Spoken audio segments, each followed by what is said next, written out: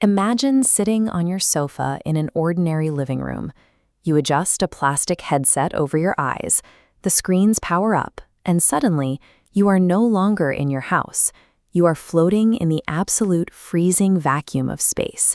You look down and see the Earth, a fragile marble of blue and white suspended in an endless void.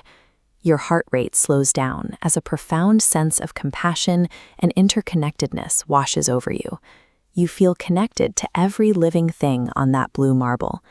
This cognitive shift is a documented psychological experience called the overview effect. It was famously reported by real astronauts, including Edgar Mitchell, the lunar module pilot for Apollo 14. Witnessing the Earth from the silent cosmos completely altered Mitchell's life trajectory. He returned home to found the Institute of Noetic Sciences, realizing that this specific perspective could change human behavior for the better. We no longer need a spacecraft to find this perspective. When the 2020 pandemic locked the doors of physical sanctuaries, churches, mosques, and community centers, the infrastructure of belief itself began to mutate. Today, researchers observe that the shared intentionality of a digital network can define a sacred space as effectively as bricks and mortar. We are increasingly mapping our search for meaning onto digital infrastructure, using code and pixels to facilitate spiritual awakening. This raises a biological question. Why does the human brain, which consciously knows it is wearing a plastic headset in a living room, respond to a simulation with authentic, deep compassion? The brain is a landscape shaped by neuroplasticity. We once thought it was a finished machine, but it constantly remodels itself, like water carving a canyon. Intentional training, like short VR meditations, carves entirely new rivers, structurally altering your brain toward well-being. Research at Yale shows this isn't just learned behavior, it's a biological preference. 6-month-old infants were shown a puppet show where one shape helped another up a hill, while a third shape hindered it. Every single infant reached for the helper shape afterward. Because our brains are plastic and inherently wired for cooperation, the smartphone in your pocket is a neutral delivery mechanism. It can serve as a biological tool, providing the micro-supports necessary for a mind to flourish. But there is a structural trap in this migration to the digital.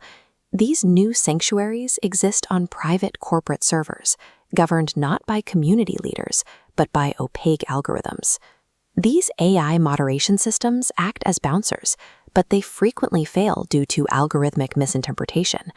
Tasked with removing hate speech, they lack theological nuance and operate on basic pattern recognition, often flagging peaceful religious expression as extremist content. Bias is baked into the design. AI models trained on secular Euro-American datasets frequently throw errors when encountering non-Western traditions or indigenous spiritualities.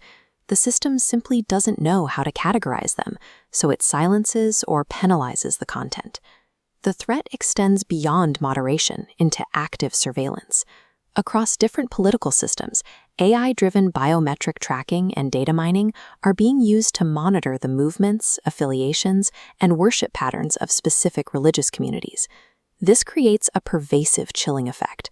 When believers know their online discussions and sanctuary attendance are being algorithmically cross-referenced, community trust erodes. People self-censor and stop gathering out of fear. The same infrastructure celebrated for its ability to connect us is simultaneously being weaponized to isolate and suppress. The digital sanctuary is becoming a space of intense, automated scrutiny. The threat deepens when we invite the AI past the gate and begin treating it as a spiritual counselor or a therapist. James Dalton calls this the displacement hypothesis. As large language models become more fluent, humans are increasingly taking their heaviest existential crises, grief, ethical dilemmas, and the search for purpose, and typing them directly into a chat box. This practice ignores what Dalton calls ontological nullity. The AI is like a hyper-articulate parrot that has memorized every philosophy book ever written.